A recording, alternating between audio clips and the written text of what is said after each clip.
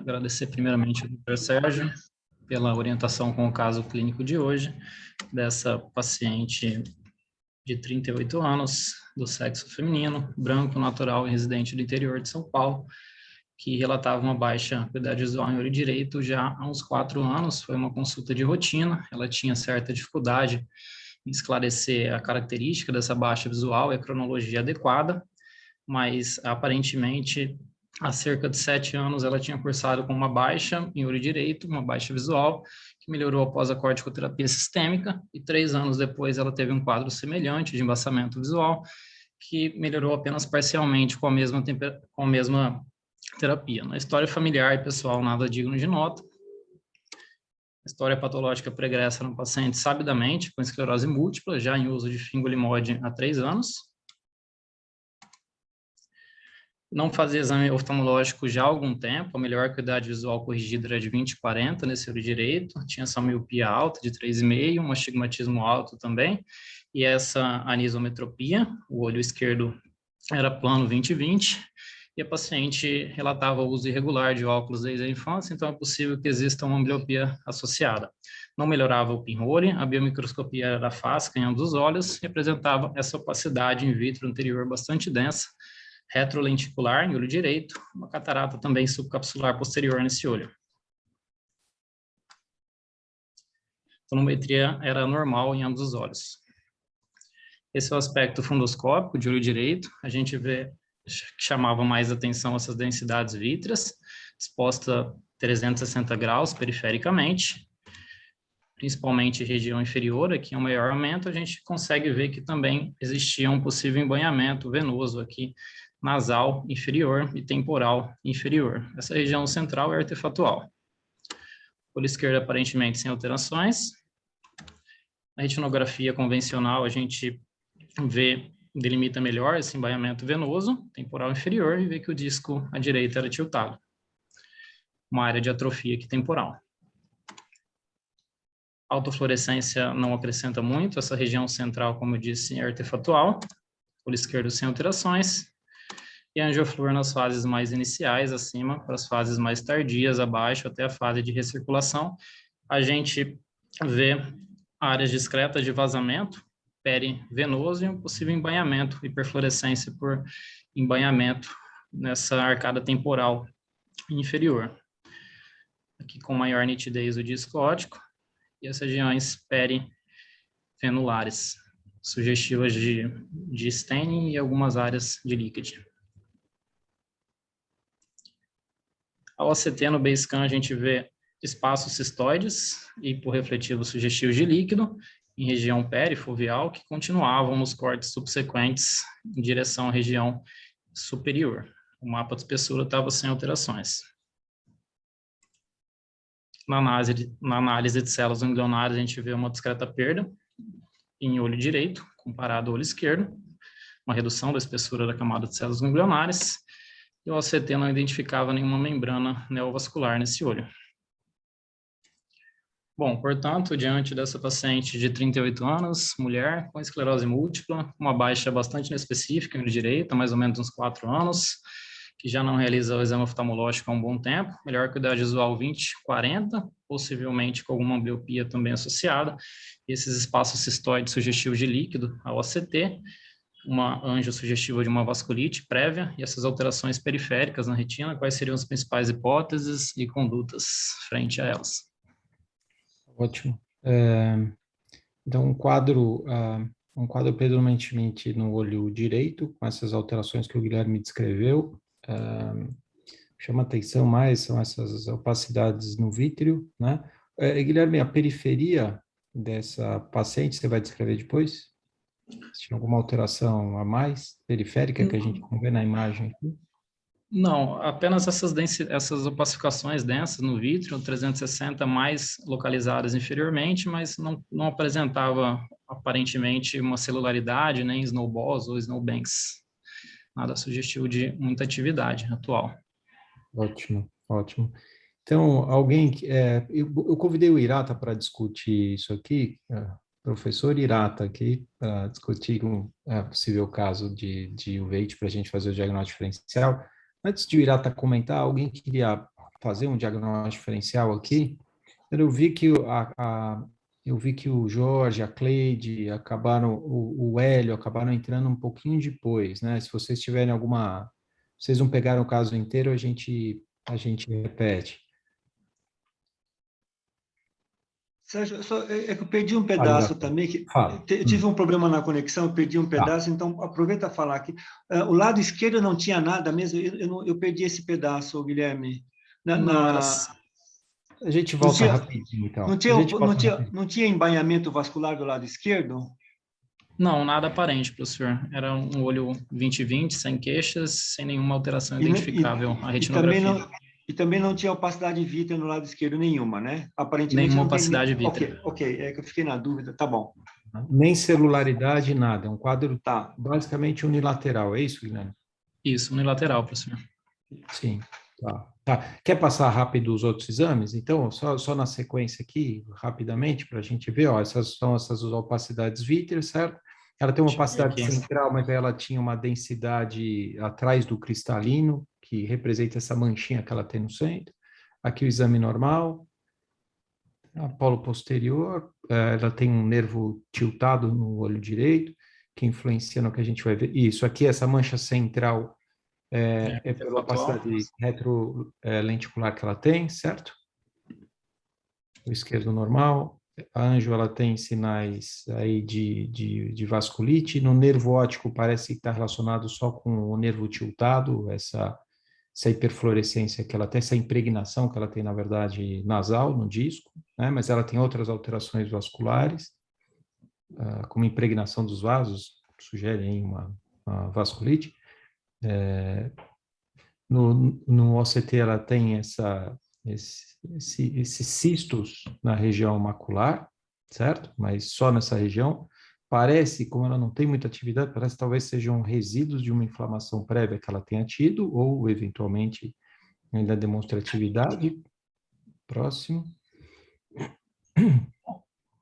Vê que ela tem alteração aí na camada das células ganglionares, né? No olho direito, mas não tem no olho esquerdo. Então, aqui são duas. A dúvida é se isso está relacionado com o quadro de inflamação vascular que ela tem, ou se está relacionado com esse nervo tiltado. Tá? O OCTA, basicamente, plexo superficial dos dois olhos é normal, mas ela tem uma densidade vascular, se a gente vê os números aqui, comparativamente dos dois, ela tem um pouquinho menos de mapeamento dos vasos no plexo capilar superficial no olho direito em relação ao esquerdo. Pode ser uma alteração que ela tenha também anatômica nesse olho, ou pode ser que ela tenha tido uma sequela com a perda de capilares por causa do processo quadro inflamatório anterior. Vamos seguir. Isso, e a gente chega então nessa paciente com quadro anterior de baixa divisão, né, Guilherme, há 7 anos, depois houve uma melhora com os de corticoide sistêmico, há 4 anos ela teve um quadro semelhante, é isso? Isso. E além do quadro ocular unilateral, ela tem esclerose múltipla,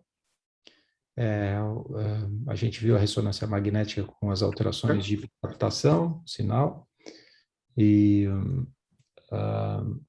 ela tem, além disso, ela usa fingolimod, que altera linfócitos, né? Bloqueia linfócito, o Guilherme vai discutir, vai falar depois. Então, basicamente é isso, Irata. Não sei se vocês conseguiram, então, ver tudo aqui. Sim, para mim está claro. Então, Irata, vamos, então, se você quiser fazer um resumo do diagnóstico diferencial dessa paciente, levando tudo isso em consideração, para a gente dar uma encurtada aqui, que a gente perdeu um tempo. Sérgio, assim, fundamentalmente, do ponto de vista clínico, ela tem fundamentalmente um quadro sugestivo de um processo inflamatório vascular, uma vasculite de retina, tá certo?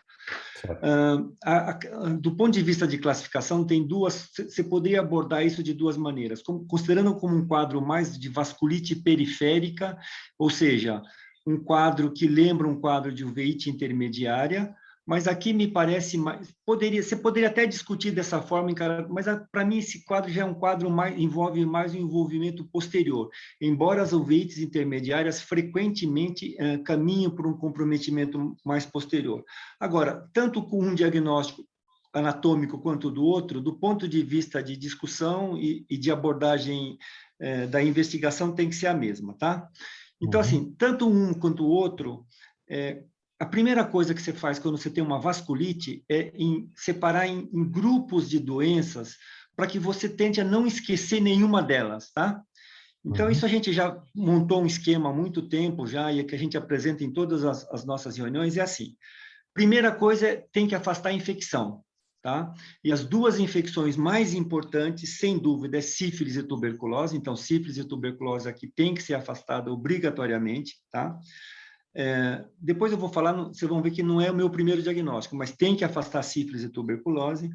E muito mais raramente, quando você não acha nada, que você acaba tendo que investigar um pouco mais, você investiga também HTLV e doença de Lyme, né, que é infecção por borrélia. Mas, fundamentalmente, mais importante é sífilis e tuberculose, tá? O segundo grupo são as chamadas doenças não infecciosas. E aí, tem várias maneiras de classificar isso. E a maneira que eu achei mais fácil de a gente memorizar é separar em grupos, porque do jeito que eu vou falar, lógico que vai englobar muito mais doença, mas quando você faz essa sequência, você praticamente aborda tudo que você pode ter em relação a esses pacientes, tá? Então, em relação à vasculite de retina, o primeiro grupo eu chamo de doenças oculares isoladas, ou seja, uma vasculite de retina não associada a nenhuma doença sistêmica, tá? E aí, o primeiro grupo que você tem que levar em consideração, é quando você tem coroidites associadas, então, retinocoroidopatia birdshot faz parte desse diagnóstico diferencial, tá? Aí você vai levar em idade, uma série de outras coisas, mas birdshot é um diagnóstico que é ocular isolado, e um outro diagnóstico que entra aí é uma vasculite retiniana primária, ou doença de Hughes, né? Isso seria os dois grandes exemplos, tá? Então, o primeiro é quando é só no olho. O segundo, quando está associado a uma doença sistêmica. E aí eu costumo separar em dois grandes grupos. O primeiro grupo é associado à vasculite sistêmica, tá? Então, quais são as mais importantes? Sem sombra de dúvida, é doença de BC, mas todas as outras vasculites de retina também pode dar. Então, você tem lúpus, granulomatose, antiga granulomatose de Berg, né, que é a granulomatose com poliangeite, poliarterite nodosa. As outras são menos frequentes. O mais frequente é BC, lúpus, granulomatose com poliangeite, que é o antigo Wegener, tá? E depois as outras, mas sempre vasculite sistêmica. O terceiro grupo são outras doenças não vasculíticas do ponto de vista sistêmico, mas que no olho pode se expressar como uma vasculite de retina. E são fundamentalmente duas. Primeiro é a sarcoidose, que pode se manifestar como fundamentalmente uma vasculite de retina, e o segundo é a doença desmelinizante, fundamentalmente a esclerose múltipla, tá? Então, esse é o terceiro grupo. Então, tem as oculares isoladas, associadas às vasculites sistêmicas, terceiro grupo associado às doenças sistêmicas não vasculíticas, mas que no olho podem se manifestar como se fosse uma vasculite de retina. E o último grupo são a parte das síndromes mascaradas também entram no diagnóstico, tá? Então, lembrar que nas síndromes mascaradas você tem as não neoplásicas, aí nós já discutimos vários casos, né, Sérgio? Casos de retinose pigmentar, que se manifesta como um quadro que lembra, às vezes, de uma vasculite de retina, né? Nós temos alguns casos em que foi feito esse diagnóstico inicialmente, seja em crianças, ou seja até aquele caso que a gente tem de retinose de instalação tardia, né? E o segundo grupo das neoplásicas, você tem o primeiro CAR, as retinopatias associadas ao câncer, e o segundo grupo que entra no diagnóstico diferencial é o linfoma de células grandes. Então, se você pensar em todas essas possibilidades, você vai abranger praticamente todos os casos que você pode... Lógico que você tem uma ou outra doença que mais raramente, mas associado a drogas, por exemplo, você pode ter, mesmo algumas outras infecções. Nós temos um caso de infecção por fungo que pode levar a um quadro de vasculite, mas isso é mais excepcionais, né? Então, essas que eu falei, eu acho que engloba mais ou menos tudo. Voltando para o caso em questão, ela já tem um diagnóstico de esclerose múltipla. Então, o primeiro diagnóstico, sem sombra de dúvida, fica sendo uma vasculite de retina associada a essa esclerose múltipla, né? Certo. E aqui o mais importante é afastar sífilis e tuberculose, porque lógico que você pode ter uma associação de duas doenças, uma infecciosa e uma não infecciosa. Então, principalmente sífilis, acho que a gente tem que afastar, e tuberculose. Todas as outras é menos... Quer dizer, e a segunda que a gente tem que procurar deixar de lado são as síndromes mascaradas neoplásicas, né? Porque aí você vai ter que ter um tratamento completamente diferente. Então, aqui, minha preocupação é afastar sífilis e TB. Em relação às síndromes mascaradas neoplásicas, CAR e linfoma, veja bem, linfoma está um pouco jovem. Eu já tive caso de linfoma com menos de 40 anos, mas aqui ela já tem uma história de 7 anos. Então, aqui está 4, mas ela falou que ela teve uma baixa há 7 anos. Então, linfoma sem tratamento, linfoma pode demorar para fazer o diagnóstico, mas mesmo 4 anos, sem nenhum tratamento, fatalmente ela já teria outras manifestações, né? Claro, claro. E o CAR pode demorar mais, mas geralmente é um quadro bilateral, é um pouco diferente, e também já tem 7 anos de história e não apareceu nada. Lógico que a gente sempre faz essa investigação, mas em função disso eu consideraria, em relação ao diagnóstico, essa associação mesmo, meu primeiro diagnóstico, sempre tendo que afastar sífilis e tuberculose, tá? Tá. Eu acho que, em relação ao quadro dela, eu acho que ela já está... veja bem, ela teve um quadro... Aí a pergunta ela tem a visão melhor que essa? Isso a gente tem que tentar esclarecer. Por que isso? Porque ela tem uma anisometropia grande, ela tem um cilindro grande e uma miopia, e no outro olho é plano, que eu entendi, não sei se eu estou certo. Ela tem menos 3 e pouco, com menos 4 de cilindro, e está com 20, 40 de visão. Quer dizer, e o outro olho plano. Então, certamente ela tem uma anisometropia, e certamente ela deve ter uma ambliopia. Então, 20 e 40, com esse erro de refração, possivelmente esse edema, esses cistos não deve estar causando um grande comprometimento visual nela, tá? Então, assim, eu estou falando isso porque eu não faria nenhum tratamento nesse momento adicional. Eu acompanharia um tempo, porque ela tem esse vazamento que pode permanecer muitos meses, às vezes até anos pode permanecer, sem que isso denote uma atividade atual. Tá? Então, sem dúvida, porque ela faz o tratamento da esclerose múltipla, e isto também ajuda a tratar a doença ocular dela, Sérgio. Essa é a minha opinião. Perfeito. Hirata, deixa eu te fazer algumas perguntas específicas do caso aqui. Então, você abriu um diagnóstico diferencial grande, que é o mais importante para a gente cobrir todas as patologias que possam estar envolvidas, isso é fundamental. E daí a gente vai restringir agora. Ela tem essa queixa, então, há 7 anos, ou pelo menos há 4 anos, com certeza, né? Então, parece que esse quadro vem se arrastando esse tempo, né? Se ela tivesse luz ou tivesse TB, Hirata, que é uma hipótese importante, eu concordo plenamente com você, mas vamos ver os detalhes desse caso. Talvez não fosse o quadro não se tornasse unilateral e teria muito mais alteração, talvez pigmentar nisso, muito mais perda visual, você concorda? Sem dúvida. Né? Agora, a esclerose múltipla, uma doença sistêmica, dá uma manifestação tão assimétrica assim? Sérgio, eu tenho um caso que... Uhum. Eu tenho um caso que passou comigo ainda recentemente. É uma dentista, ela veio comigo pela primeira vez com 30 e poucos anos, com quadro de uma uveíte intermediária unilateral, edema cístico de mácula, uma vasculite periférica. Eu fiz toda a investigação, nada. Eu fiz 2 injeções de subtenoniana, ficou com 20 e 20 de visão. Ela ficou muito bem, obrigada. Unilateral. Unilateral. Muito bem, obrigada. 2 anos depois, ela voltou com uma recidiva, fez de novo umas 2 ou 3 injeções, não me lembro bem, 20 de visão. E não tinha mais nada, tá certo? Muito bem, sumiu. Depois de 3 anos, ela voltou e falou, eu vim porque eu não tenho nada no olho, eu vim porque eu estou com um diagnóstico de esclerose múltipla, meu neuro pediu para eu vir avaliar porque você tinha alguma coisa no olho. 20 não tem nada. E agora ela voltou comigo mês passado, depois de uns 2, 3 anos, sem queixa, 20, ela tem um erro refracional, só fiz o óculos para ela e ela continua 20, quer dizer, e ficou só num olho, o Sérgio, essa paciente.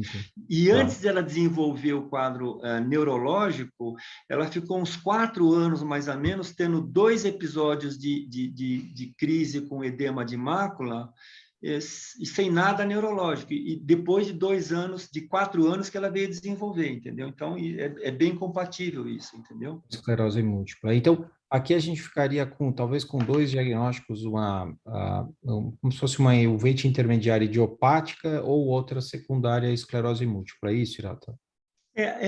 Então, assim, qual é a uveitis intermediária? Uveitis intermediária tipo parsplanite, tá? Então, poderia até ser, até poderia. Geralmente é mais comum em crianças e adultos jovens. Ela começou uma faixa que é um pouquinho, ainda é possível. 70% a 80% é bilateral. Tá? Eu tive, já tem casos, mas é 70% a 80% é bilateral. E admite que seja de natureza imunomediada. Então, nesta paciente em particular, se você vai considerar como uma uveitis intermediária tipo parsplanite, você não tem como separar o diagnóstico é clínico, entendeu? Não tem nenhum exame que vai definir isso. Então, se você faz toda a investigação e não encontrar nada, você chama uveitis intermediária tipo parsplanite.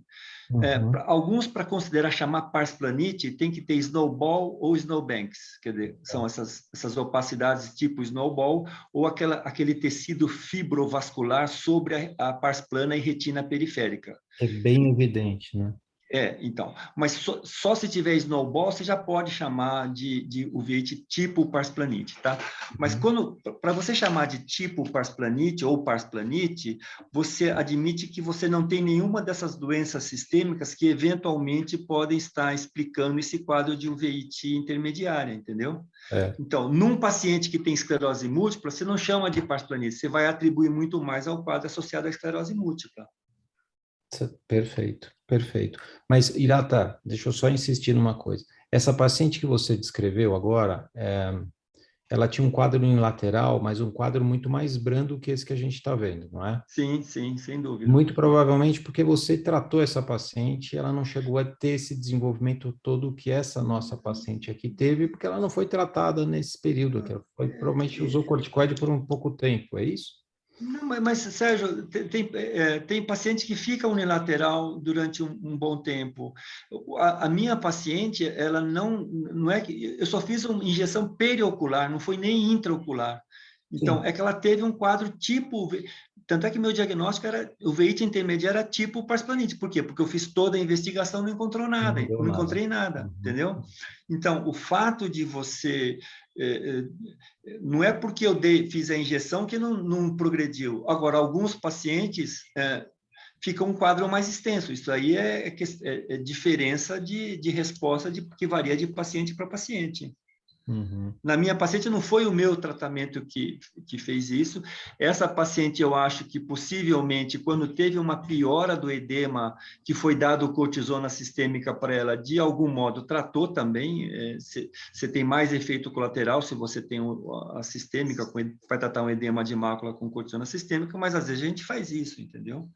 E a doença de base dela que está tá evitando que não tivesse tido uma progressão muito mais intensa. Se você pensar que ela teve um episódio agudo, porque a esclerose múltipla evolui em surtos, né? Não só no olho, mas a neurite evolui em surto, e o quadro ocular evolui em surto. Sempre lembrando que esclerose múltipla, né, a manifestação mais importante não é o quadro de vasculite de retina, né? Mais importante é a neurite óptica, né? Principalmente a neurite óptica retrobulbar e a oftalmoplegia internuclear, né? Isso são as duas manifestações mais frequentes e mais importantes. Mas todas elas, seja a neurite, seja a oftalmoplegia, seja a vasculite, e mesmo as alterações neurológicas, elas tendem a evoluir em surtos, né? Sim. Então, possivelmente ela teve alguns surtos e que levou a esse quadro, que deixou alguma sequela, mas que na minha opinião, de alguma forma ela está sendo tratada, né? Porque ela está tratando a esclerose múltipla. Algumas vezes só isso não basta, a gente tem que fazer alguma coisa a mais para o olho, né? Nesse momento, como ela não tem um edema bem evidente, tem uma visão de 20/40, sendo um olho possivelmente com um bom grau de ambliopia, eu acho que a gente está autorizado a observar um pouquinho, porque esse vazamento perivascular, em alguns pacientes, a gente tem casos de sífilis tratada e que não tem mais nada, que até recuperar demora mais de ano, entendeu? Fica algum vazamento durante muitos meses, até um ano. Perfeito, perfeito, Iratan. Então, acho assim, então é importante ter uma pessoa pedir para você participar da reunião, Irata, porque é importante ter a experiência que você tem com o VIT para a gente fechar esse diagnóstico, então, né? Que era um quadro predominantemente do olho direito, praticamente um unilateral mesmo, então fica uma uveitis intermediária secundária ao quadro de esclerose múltipla dessa paciente. Porque ela teve isso unilateralmente, a gente não sabe, né? Mas existe manifestação unilateral desse quadro, né? Perfeito, perfeito. Eu concordo que a gente pode observar, porque a alteração cística que ela tem no olho direito é pequena, esses 20/40 muito provavelmente são relacionados à ambliopia dessa paciente, por anisometropia, né? Eu acho que é importante, né, Irata, de todo jeito colher luz, fazer uma avaliação para luz ITB, né? Irata, você tem pedido só IGRA, né? Porque a gente não está tendo... Não, assim, não, veja bem, para tuberculose, o que você tem que tentar fazer? Você tem que mostrar, ver se teve um contato com bacilo ou não, tá? Então, você pode pedir o PPD mesmo. O problema do PPD é que tá difícil de fazer, mas às vezes tem vários laboratórios que fazem ainda, tá? Se você não conseguir o PPD, você faz o IGRA. O que acontece assim, ou um ou outro positivo, ou um ou outro positivo. Agora, se o PPD é negativo, você pode tentar, porque às vezes você tem o PPD negativo e o IGRA positivo, e às vezes o contrário. Então, você pede um, se você não conseguiu, se veio positivo o PPD, aí você não precisa pedir IGRA, se o PPD está positivo, entendeu? O IGRA tem a vantagem de não precisar fazer duas leituras, é um teste muito mais fácil, e a grande desvantagem é que tem um custo que habitualmente os convênios não cobrem. Paciente que tem dificuldade, no HC, por exemplo, a gente tem dificuldade de fazer, né? Mas fora, sim, você pede o IGRA, mas se o IGRA vier negativo, eventualmente você pede o PPD também, entendeu? Porque existe caso que é positivo em um e negativo no outro. E em casos de vasculite, eu sempre peço uma tomografia de tórax. Por quê? Porque sempre faz parte do diagnóstico diferencial, além da tuberculose, a sarcoidose. Então, e o melhor exame para diagnóstico de sarcoidose é a tomografia de tórax. Certo. Então, eu sempre faz parte da minha investigação dos casos de vasculite, um PPD ou IGRA e uma tomografia de tórax. Perfeito. Tá? Eu acho que isso faz parte da investigação. Perfeito. Agora, se nós vamos valorizar isso ou não, é outra coisa. Se tiver sífilis, eu valorizaria. Agora, PPD positivo é frequente. Aí a gente, nesse caso em particular, e eu não atribuía, não primeiro, aí tem que conversar, temos que ver, por exemplo, o quadro neurológico dela está controlado, não está controlado, qual é a previsão de... E aí, se por acaso esse diagnóstico de esclerose estiver bem definido, mesmo que ela tenha um PPD positivo, nesse momento eu não faria tratamento para TB para ela. Tá? Certo, certo. Eu acho que a gente tem que ter o dado para qualquer evolução que fuja um pouquinho do que a gente espera, eventualmente, ainda mais se você tiver que fazer uma imunossupressão, você tem que fazer o tratamento específico ou junto ou até antes, né? Tá. Irata, tem uma pergunta aqui da Ismante sobre a enzima conversora de angiotensina para diagnóstico de sarcoidose. Hoje a gente usa bem menos, né? É um exame que a gente sempre acaba pedindo, mas sinceramente, ele faz parte, mas assim, ele é muito inespecífico e ele negativo, dosagem de lisozima na urina, esse é menos ainda, esse geralmente até nem muita gente pede, tá? Eu acabo pedindo sempre a enzima conversora da angiotensina, mas de longe o mais importante é a tomografia de tórax. Conversor de tórax. Perfeito. Ótimo, Irata. Alguma outra questão por Irata? Alguma outra dúvida? A gente pode seguir. Se alguém quiser fazer algum outro comentário. O Irata deu uma aula aqui de vasculite. Que é isso? Uhum. Não, vasculite, o mais importante é você abrir o diagnóstico diferencial. Se você não fizer isso, se você fecha num diagnóstico, você corre o risco de fazer bobagem, entendeu? Sim, sim, com certeza. Tá. Então, assim, eu acho Só que... fazer uma pergunta para Cleide. Irata. Eu notei que a vasculite dela é particularmente venosa. Existe alguma especificidade disso em relação à esclerose múltipla? Não, Cleide, veja bem, eu sou da opinião, existe gente que discorda, mas eu sou da opinião que venosa ou arterial, assim, quase todas são mais importantes na veia. Por quê? Porque onde o fluxo é mais lento, então sempre o compromete venoso tende a ser mais importante. O que acontece é que quando você tem as vasculites propriamente ditas, às vezes você tem mais comprometimento arterial. Mas eu, pessoalmente, não diferencio se é mais arterial ou mais venosa, sendo mais uma doença A ou uma doença B. Tá? Porque você pega todas as doenças, às vezes, vou pegar um exemplo, doença de BC. Você tem o mesmo paciente com doença de BC, às vezes ele faz oclusão capilar, às vezes ele faz a oclusão arteriolar que simula uma retinite viral, às vezes você faz exclusão capilar como se fosse fazendo neovaso na borda, e às vezes você vê só embainhamento venoso. Então, eu não valorizo, pessoalmente, eu não valorizo muito, não, se é mais arterial, mais venosa, se é mais doença de grandes vasos ou pequenos vasos. Eu procuro colocar nesse grupo, classificar de acordo com esse grupo que eu te falei, tá? Que eu falei, tá? Associada a doença sistêmica, vasculite, não vasculite, e eu acho que é mais interessante do que ficar prestando mais preocupado se é arterial ou venoso, porque eu acho sempre que se é mais arterial, mais venoso, mais capilar, mais arteriolar, mais venular, eu acho que, dependendo do paciente, pode ter uma variação. Perfeito, Irata. Ok. Eu acho que se tiverem outras perguntas, a gente faz pelo chat, pelo bate-papo, e daí, senão, a gente vai estender um pouquinho mais. O Guilherme faz a revisão, e se o Irata quiser fazer algum complemento, de alguma observação sobre a revisão, ele já faz no final, tá bom, Guilherme? Tá bom. Rapidamente, então, sobre a esclerose, é uma doença autoimune desvenenizante com algum comprometimento também inflamatório. Ela é a segunda maior causa de incapacidade em jovens dos Estados Unidos, atrás apenas do trauma.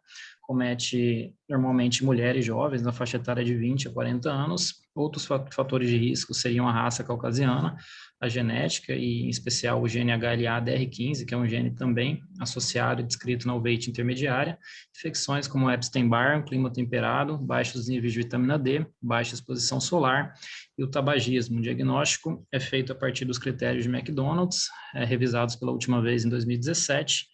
Entre as manifestações oculares dessa doença sistêmica, a neurite óptica de longe é a mais comum, ela comete até metade desses pacientes e com alguma frequência ela abre o quadro de esclerose múltipla. Apesar de dado divergente, a uveíte acomete até 26% desses pacientes, tende a ser uma uveíte bilateral, intermediária, e quando existe algum comprometimento anterior também associado, ela tende a ser granulomatosa. O tratamento da doença sistêmica, a imunossupressão é utilizada nas fases agudas, corticoterapia sistêmica, e a terapia modificadora de doença para diminuir o número de surtos e recorrências. E entre elas são 9 classes que agem em diferentes sítios dessa fisiopatologia complexa que envolve o episódio de desmelinização, chamando atenção aqui para a participação das células T venulares, que é algo também descrito na uveíte intermediária. Bom, todos esses sinais e sintomas devem ser questionados frente a uma suspeita diagnóstica, ela é confirmada pela neuroimagem, a ressonância magnética é o padrão ouro, se atentar à solicitação, idealmente com contraste, pesada nas sequências T1 e T2, e a sequência FLAIR, ela ajuda a identificar aquelas lesões periventriculares características da esclerose. O líquor pode conter bandas oligoclonais e algum sinal de inflamação, isso sugere a doença, não é completamente específico dela. Os potenciais evocados são utilizados para identificar neurites. Só como curiosidade, agora, os critérios de McDonald's são complexos, inclusive para os neurologistas, mas a partir de agora ele pode fazer o diagnóstico a partir de um único ataque e de uma única ressonância, a partir desses conceitos novos de disseminação no espaço, que incluiria uma lesão, pelo menos, em mais do que 2 áreas do sistema nervoso central. Então, a gente deve procurar nas áreas periventriculares e também nas corticais, justacorticais, infratentoriais e em medula espinal. São lesões hiperintensas em T2 e que, quando captam um contraste, sugerem um quadro agudo. Quando não o fazem, sugerem cronicidade, uma mesma ressonância com lesões captantes e não captantes de contraste. Sugeriria momentos diferentes de acometimento, isso configuraria a disseminação no tempo, corroborando com o diagnóstico. Aqui, entre as terapias modificadoras de doença, eu chamei atenção para 2 que são capazes de cursar com alterações retinianas, maculares. O interferon está associado à retinopatia pelo interferon, é uma retinopatia semelhante à retinopatia diabética, com manchas algodonosas e hemorragias, áreas de exclusão capilar. Elas ocorrem após o uso de interferon alfa ou beta, mais prevalente em uma população japonesa, esse é um estudo japonês, e ela tende a iniciar nas primeiras semanas após o uso do medicamento, com um curso bastante benigno, regredindo espontaneamente. Diabetes sistêmica é um grande fator de risco para a retinopatia. E o fingolimod, bastante associado também ao edema macular, em 0,5% dos pacientes. Na verdade, a gente vê que a incidência pode ser um pouco maior, de acordo com a dose. É uma maculopatia dose dependente, e ela pode ser unilateral, mas menos exacerbada, como nesse caso aqui, onde o paciente continuou fazendo uso da medicação e teve o edema resolvido após o uso de anti-inflamatórios não esteroidais tópicos. Esse edema não recorreu. Os casos podem ser mais complexos, como esse, quadros bilaterais com um líquido subretiniano, mas que resolveu após uma única injeção de triamcinolona em cada olho. O paciente também continuou fazendo o uso do medicamento. Lembrar que o fingolimod é bastante utilizado no tratamento da esclerose ainda. O prognóstico, em geral, bastante positivo. Sobre a uveíte intermediária, são dados divergentes também, mas ela pode responder até 25% dos casos de uveíte. Pode ser uma doença subdiagnosticada, uma vez que ela cursa de forma sintomática, em uma proporção considerável dos casos. Não existe predileção por sexo aparente e nem por raça. Comete preferencialmente adultos jovens nas primeiras décadas. É bilateral na maioria dos casos, como o Dr. Hirata comentou, não cursa normalmente com uma reação de câmara anterior, e até 15% são dados divergentes também, estão associados a episódios de desmelinização. Então, a esclerose, entre as causas identificáveis de uveíte intermediária, seria a mais importante delas em alguns estudos, em outros, esse posto é ocupado pela sarcoidose e ela vem logo em seguida. Só lembrando que pacientes com lesões desmelinizantes à ressonância que não apresentam um surto, e a uveíte não é considerado um surto, eles são classificados como pacientes com uma síndrome radiológica isolada. Pacientes com um surto de neurite ou qualquer outro sistema e que não tem um diagnóstico confirmado também de esclerose, eles recebem o diagnóstico de síndrome clínica isolada. Eles podem ou não evoluir para esclerose múltipla, então nem todos esses pacientes possuem, de fato, esclerose. É bom que esse prognóstico seja orientado mais pelo neurologista. Outras causas conhecidas são toxocaríase, sífilis, Lyme, arranhadura do gato, tuberculose, HTLV e HIV, doença inflamatória intestinal e linfoma. Até metade dos casos correspondem a situações idiopáticas, onde a primeira avaliação, nenhuma doença associada é identificada, são denominados pars planite. A investigação direcionada de acordo com a suspeita, mas esse protocolo básico de investigação ele varia de acordo com o serviço. O nosso já foi esclarecido aqui hoje. Essas snowballs, que são aglomerados de células inflamatórias, são achados frequentes. Essas exudações também periféricas, os snowbanks, também são achados associados, que em geral estão associados ao edema macular cistoide, que esse sim é o principal responsável por baixa visual nesses pacientes com veite intermediária. Esse embanhamento periférico venoso, em geral, ele parece estar um pouco mais associado a quadros secundários à esclerose múltipla. Esse é um dado que eu li em alguns artigos. Rapidamente, um raciocínio diagnóstico terapêutico, os casos associados a infecções ou alguma doença sistêmica mais específica, tem no tratamento delas o tratamento também da uveíte intermediária. Casos idiopáticos ou predominantemente inflamatórios, a gente deve pesar o tratamento. Em algumas situações, a acuidade pior do que 20/40, edema macular cistoide, vasculite ou neovascularizações, ou floater sintomático. A todos esses pacientes é sugerido que cessem o tabagismo. Na presença de reação de cama anterior, tratamento com corticoide tópico.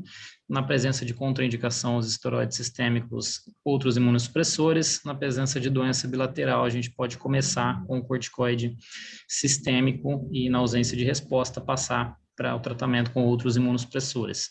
O quadro unilateral ele pode ser tratado com corticoide periocular. A gente vai ver que ele possui uma menor eficácia em relação ao corticoide intravítrea, mas um menor número de complicações, como aumento pressórico. Na ausência de resposta à injeção subcutânea, a gente pode optar direto pela injeção intravítrea ou pelo corticoide sistêmico. Na ausência de resposta, tentar imunossupressores e, em todos os casos que não respondem ou têm recorrências frequentes, a gente está descrito na literatura a fotocoagulação a laser, a crioterapia, até a vitrectomia, como possíveis tratamentos para diminuir essa inflamação. Cada um dos tratamentos tem suas indicações mais precisas e efeitos colaterais mais importantes. E, por fim, sobre a terapia imunomodulatória também, lembrar que todas, praticamente, a maioria delas podem cursar com alterações neurológicas. Isso não pode confundir o nosso diagnóstico com esclerose múltipla. E, de forma análoga, o tocilizumab, o adalimumab e o infliximab, que são inibidores da TNF, eles comprovadamente cursam com uma maior chance de desmelinização nesses pacientes e, se possível, devem ser evitados nesses pacientes com uveíte intermediária. E, de forma contrária, o interferon, ele trata também a uveíte intermediária, é uma droga modificadora de doença na esclerose múltipla. A associação nesse contexto seria benéfica para o paciente. Esse é, aparentemente, o único estudo que avalia a droga para esses pacientes. É um estudo piloto com 13 pacientes, onde houve a melhora da inflamação, acuidade visual e edema macular em todos os casos tratados com interferon. Rapidamente sobre o edema macular uveítico, ele está presente até 44% das uveites não infecciosas, até 50% deles permanecem a despeito do tratamento. Então, em uveites quiescentes, eles podem se apresentar, ocorre mais em adultos do que em crianças, mais em caucasianos e asiáticos do que em afrodescendentes, mais em quadros crônicos do que em quadros agudos. Existe uma discrepância angiofluorescente em até metade desses casos de edema macular uveítico. Então, uma anjo que não identifica um vazamento não pode se afirmar necessariamente que não exista edema OACT. Ele idealmente deveria ser solicitado em todos os contextos. O edema cistoide é mais comum do que o edema difuso, e o líquido subretiniano é bastante infrequente, deve até levantar a suspeita de uma membrana neovascular associada. Como fator de risco, a doença cardiovascular, diabetes sistêmica e tabagismo. E entre as patologias inflamatórias que mais cursam com edema macular, destacam-se Birdshot sarcoidose, BC e artrite idiopática juvenil. Entre as causas infecciosas, a maculopatia por dengue proporcionalmente parece ser a mais associada a edema macular, que ocorre em até 80% dos casos. A gente vê que a intermediária, ela é a uveíte mais associada ao edema macular na maioria dos estudos, perdendo apenas para pan-uveíte em alguns deles. Abrindo um raciocínio terapêutico aqui também, para casos unilaterais e agudos, esse fluxograma sugere que a gente tente inicialmente corticoide, tópico ou não esteroidais, e na persistência do edema para pacientes com contraindicações, para terapia intravítrea, a gente usa esteroide oral. Para pacientes pseudofásicos ou sem história de glaucoma, pode-se lançar mão da triancinolona intravítrea ou dos implantes de dexametasona ou fluocinolona. Do outro lado, para quadros bilaterais mais crônicos, a primeira linha de tratamento é já de corticoide oral, segunda, terceira e quarta linhas com outros imunossupressores. E a vitrectomia posterior, na falha de tratamento, ela parece ter alguma eficácia na diminuição também desse edema, mesmo para casos não associados a nenhum mecanismo tracional. Aqui o estudo POINT, que é um trial head-to-head que compara a triancinolona periocular com a triancinolona intravítrea e a dexametasona no tratamento desse edema macular uveítico, e ele chega à conclusão de que a eficácia das terapias intravítreas, elas são maiores da terapia periocular subtenoniana, e apesar disso, a injeção periocular teria um pouco menos efeitos colaterais. E o anti-VEGF também parece ter algum papel nessa fisiopatologia do edema macular e no seu tratamento. Esse é um trial que compara com a triacinolona intravítrea. Ele afirma que, apesar da diferença na diminuição da espessura média subfoveal, os pacientes cursaram com acuidades visuais semelhantes, e eles seriam terapias comparáveis no tratamento desses pacientes. Tem um estudo que ele diverge um pouco dos outros da literatura, tem alguns vieses na metodologia. Mas, de fato, o anti-VEGF para pacientes com edema e contraindicações ao corticoide, ele pode ser uma alternativa viável. E, por fim, o edema macular, esses sinais de uveíte, com ou sem edema de disco associado, isso deve levantar a suspeita de uma uveíte intermediária, são casos que podem chegar até o retinólogo. Neurite ótica não é a única causa de baixa acuidade visual em pacientes com esclerose. Uveíte intermediária pode também ocorrer, essa periflebite é um achado frequente, aparentemente. A uveíte na esclerose, ela não indica necessariamente uma atividade da doença, não indica um surto, uma necessidade de uma mudança na terapia imunossupressora. Esse edema macular residual, ele parece ser um achado bem frequente após a uveíte intermediária mesmo tratada, e em determinados casos ele pode ser tolerado. E, por fim, os imunossupressores utilizados para doença ocular, eles podem cursar com sintomas neurológicos, e a terapia modificadora da doença da esclerose pode cursar também com sintomas oculares. É ideal que se faça avaliação com um especialista, com um neurologista e com um reumatologista no caso de drogas imunossupressoras. Então, era isso, obrigado.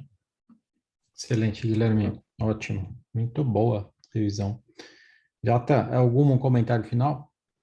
Sérgio, eu tenho algumas posições diferentes, mas acho que não vai dar, é muito longo, Sérgio. Não sei, se vocês quiserem, para mim não tem problema. Assim, de várias coisas que ele falou, por exemplo, até 25% de manifestação uveíte em esclerose múltipla, eu acho que na experiência do HC, certamente, nós não temos essa estatística, mas certamente é muito menor, muito pequena. Ele falou de 1 até 20%, então é muito baixa.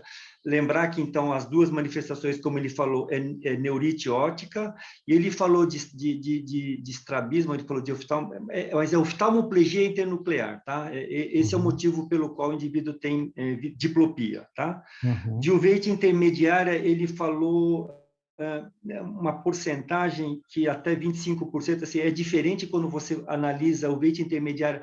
Ele é mais comum até em criança do que adulto jovem, então em criança sempre tem que pensar uveíte, tem que pensar em uveíte intermediária. E ele falou que não tem, comentou que não tem muita reação anterior, mas em criança o veite intermediária pode ter uma reação, inclusive com formação de sinéquias, tá? Então, às vezes tem sinéquia, o indivíduo vê só a reação anterior e esquece de ver o vítreo periférico, onde vai ter células.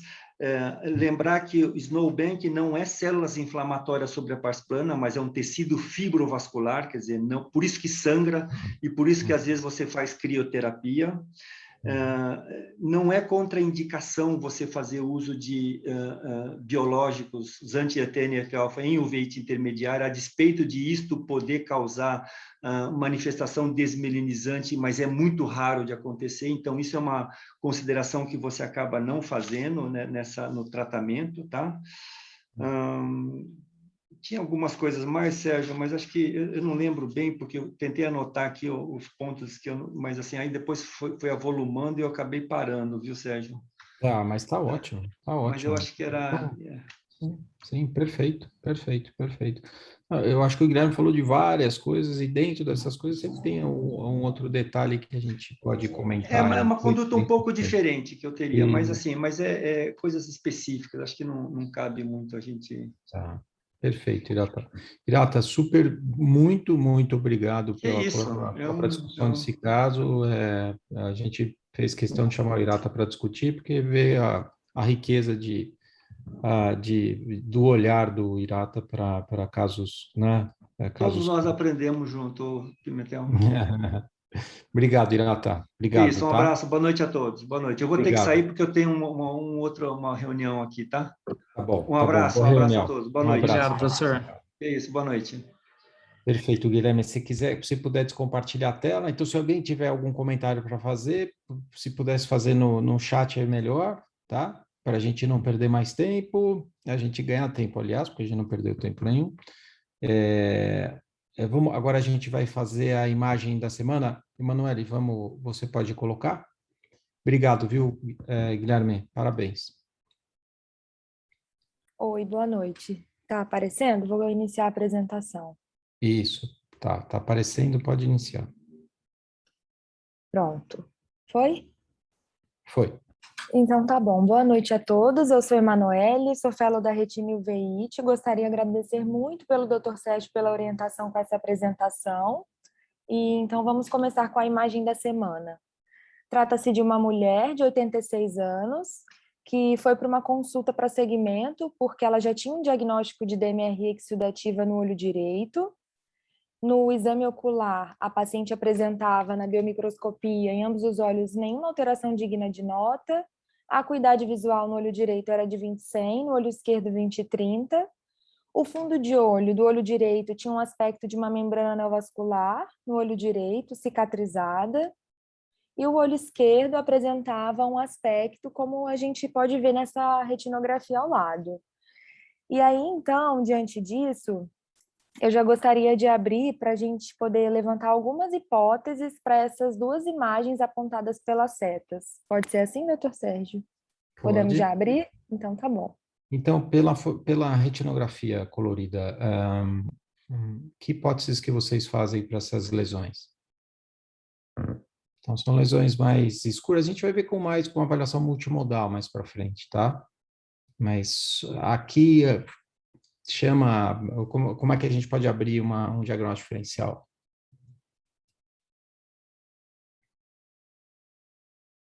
Qualquer um. Então, são lesões mais hiperpigmentadas, né? Tá? Com contorno irregular, né? E localizadas próximo do disco. Alguma hipótese aqui? Poderia ser um névos de coroide, por exemplo, 2, separadamente. Então, vamos ver mais a avaliação aqui, então. Vamos ver mais... Parece mais do epitélio pigmentado do que da coroide, né?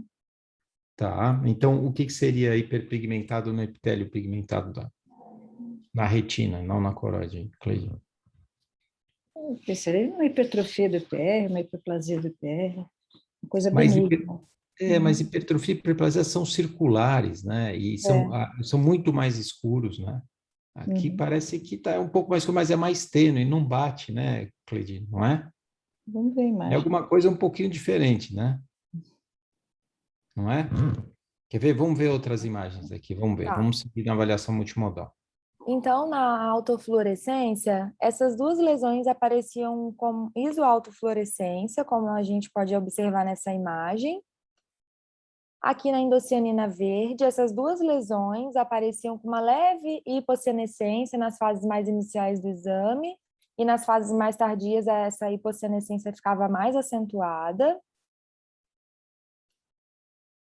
E no infrared, essas lesões apareciam com uma hiperrefletividade no local correspondente a essa lesão nasal, ao disco óptico. E nessa lesão inferior, ela já tinha um aspecto um pouco diferente. Então, ela tinha essa leve hiporrefletividade. Então, aqui alguém, com essa avaliação até agora, pensa em algum diagnóstico? Não. Cleide, hipertrofia congênita do EPR tá meio fora, Não, certo? tá fora, Tá. A hipocianescência parece que tinha uma redução na coro capilar, né? Você acha? Eu acho que aqui não tem tanta alteração, viu? E outro exame você mostrou a autofluorescência, não?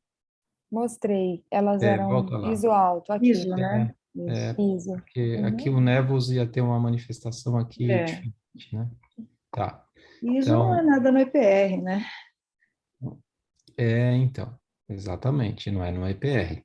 Então, aqui não está afetando o EPR. Ou deve estar coroide, né, ou alguma outra localização. E essa paciente tem depósito de urusenoide subretiniano aí no polo posterior também. Pode avançar? Então, Isso. vou avançar. Tá. Aqui no OCT agora, né? Uhum. Então, no OCT, essas lesões, elas apareciam além do infrared. O OCT também apresentava um aspecto um pouco distinto das duas lesões. Então, nessa lesão nasal ao disco, aqui na imagem correspondente no OCT, ela se apresentava com uma hiperrefletividade mais localizada aqui na localização da coroide, com essa sombra posterior. E a lesão abaixo do disco óptico, se a gente observar, ela não afeta a coroide, ela mantém a coroide inalterada, com essa hiperrefletividade localizada abaixo da coroide e também uma sombra posterior. E aí, então, essa é a avaliação multimodal dessas duas lesões numa mulher de 86 anos, com uma acuidade visual pior no olho direito, provavelmente por uma cicatriz de uma membrana neovascular. E a gente gostaria de, então, definir, né, doutor Sérgio, esses diagnósticos. Sérgio, parece que é a nível de esclera, né? O depósito de cálcio a nível de esclera, não?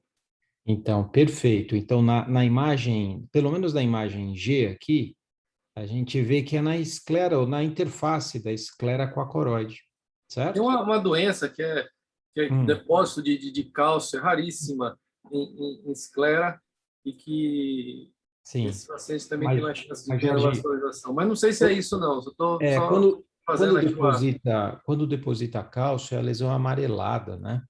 E a refletividade aí seria muito maior. Então, é uma hipótese, mas eu te falo que isso não é cálcio que tem aí. Mas a localização é perfeita. Eu acho que é na interface esclerocloroidal. Isso tá, esse depósito da imagem G, pelo menos, é na esclera.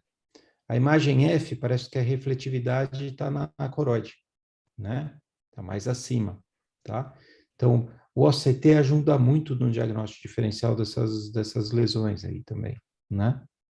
Tá? Alguma hipótese aqui, quem acertar isso aqui, a Emanuele falou que vai pagar um jantar, tá? Então, o diagnóstico, a lesão aqui, o G aqui é um diagnóstico novo, né? Uma imagem, é uma característica diferente do Nevus, né? Porque essa imagem está abaixo da coroide. Ela está, como o Jorge percebeu, ela está entre a esclera e essa imagem na interface esclerocroidal mesmo. Ela está depositada na esclera, na verdade, né? Então continue, Manali, fala do diagnóstico. Tá ótimo. Então, essa lesão foi caracterizada, essas lesões, né, foram caracterizadas na imagem nasal ao disco como um névoa de coroide, e essa imagem inferior ao disco óptico foi caracterizada como essa descrição nova de melanocitose escleral posterior, e esse caso foi descrito em 2019, e seguindo, né, na apresentação, só para a gente complementar, esse artigo que publicou esse novo achado ainda fez uma diferenciação. Aqui no OCTA-Anfase, eles fizeram uma segmentação na coroide, e aí nós podemos notar que a imagem nasal ao disco que recebia o diagnóstico de nevo, ela era mais hiperrefletiva, e já aquela imagem que era no nível da esclera não aparecia. E o OCTA-Anfase com a segmentação na esclera já não mostrava o nevo nasal, mas mostrava aquela imagem hiperrefletiva na esclera. E embaixo temos o OCT Swept Source, e aqui nessa amarela, nesse tracejado amarelo, temos a imagem correspondente ao nevo nasal ao disco, também correspondendo com essa hiperrefletividade na coroide, uma sombra posterior, e já nessa imagem inferior ao disco, a coroide aqui sem alterações, a hiperrefletividade mais nessa transição esclerocoroidal, mais na esclera, com a sombra posterior. Então, posso seguindo já, né, doutor Sérgio? Eu acho que então é interessante Sim, que no né? mesmo paciente, na mesma região, você tem duas lesões distintas, né, com localização, prognóstico e evolução e fisiopatologia diferentes. São duas lesões pigmentadas, muito parecidas, mas com localização uma localizada na coroide, que é o nevus, embora o OCT não seja o típico do nevus que a gente costuma ver, que você vai fazer a revisão agora, né, Manoel? Mas a melanocitose é um diagnóstico novo, né?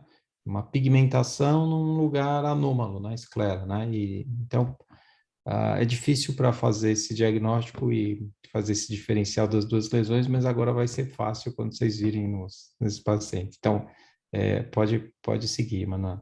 Tá ótimo. Inclusive, esse artigo cita que esse paciente foi seguido durante anos como se fossem 2 nevos de coroide.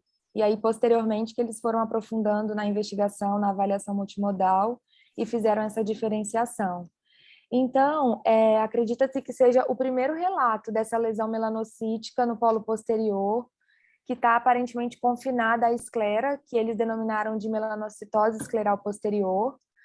Já existem outros raros casos de ou um nevo ou melanocitose escleral, mas isso foi descrito na esclera anterior, e quando descritos eram associados ao nevo ou melanocitose de conjuntiva ou melanoma conjuntival, mas localizada no polo posterior, isoladamente na esclera, não tinha sido descrito ainda. A sua incidência acaba sendo desconhecida, porque é uma imagem muito semelhante ao nevo, então muitas vezes a gente pode nem diagnosticar isso como sendo uma lesão escleral. Os autores acreditam que a fisiopatologia dessa lesão esteja relacionada com uma hiperpigmentação na esclera, associada com um local onde os vasos e os nervos penetram, e a semelhança com esse aspecto de pigmentação do nevo seria por conta, eles aventam essa hipótese, né? Por conta da origem embriológica semelhante desses dois tecidos. E é importante ressaltar que essa lesão acaba entrando no diagnóstico diferencial daquelas outras lesões pigmentadas que ficam no polo posterior e que não são originadas do EPR, como um nevo de coroide, ou até mesmo um melanoma de coroide e a melanocitose ocular. Só para reforçar, na avaliação multimodal, a lesão ela é hiperpigmentada, a borda não é tão bem definida. Na autofluorescência, ela apareceu como uma isoautofluorescência. A endocianina apresentou uma hipocianescência leve nas fases precoces e mais acentuada nas fases tardias. No infrared, essa lesão tem uma leve hiporrefletividade e o que é marcante que no OCT a coroide não está afetada, e sim essa interface, a localização é na esclera com essa sombra posterior. E o diagnóstico principal, o diagnóstico diferencial principal nesse caso seria o nevo de coroide, que é o tumor primário benigno mais comum, e ele tem origem dos melanócitos uveais. Ele acomete mais os indivíduos brancos, 90% das lesões estão posterior ao equador, então se encontram no polo posterior.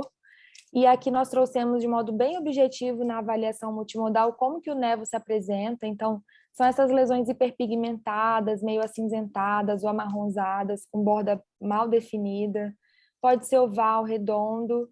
E aqui nessa outra imagem, nós temos um exemplo de um nevo hipomelanótico, ele também pode ser hipo ou amelanótico, então ele não vai ter aquela pigmentação característica. Os nevos podem conter drusas no seu interior. Aqui embaixo, nós temos um exemplo da apresentação do nevo no OCT, então ele se apresenta com essa hiperrefletividade mais localizada na coroide e uma sombra posterior. A autofluorescência, ele pode vir ou com uma hipoauto ou uma isoautofluorescência, e o ultrassom, que é um exame complementar importante, ele apresenta essa lesão que tem caracteristicamente uma refletividade alta. Os artigos mais recentes têm descrito uma relação desses nevos com a compressão da corocapilar e como isso levaria a alterações de EPR, de retina externa e ao surgimento de fluido subretiniano. Então, acredita-se que a fisiopatologia desse fluido no nevo de coroide esteja relacionada com o quê? A compressão dessa corocapilar, que leva, então, ao aumento da resistência do fluxo sanguíneo nessas regiões, aumenta a pressão hidrostática nos locais adjacentes a essa lesão, e isso leva ao acúmulo de fluido nessas regiões. Esse artigo correlaciona, então, tanto o nível de compressão da corocapilar com o formato desse nevo, com um maior acúmulo de líquido. Então, só para ressaltar, né, o nevo aqui nessa imagem A e B, comprimindo a corocapilar, a presença desses vasos dilatados nas adjacências do nevo, a presença de alterações do EPR nessa região e o acúmulo de fluido subretiniano. Nessas outras imagens também o nevo começa a ser um pouco mais elevado, e esse artigo correlacionou a compressão, sugeriu que a compressão da corocapilar está mais relacionada com esses nevos com formato de domo, que consequentemente levam a maior compressão, maior aumento da pressão hidrostática e maior alteração de retina externa e acúmulo de fluido. Em G e H, nós vemos que o nevo não está comprimindo a corocapilar, e aí a gente não observa essas outras alterações que nós citamos quando o nevo assume esse fator de compressão.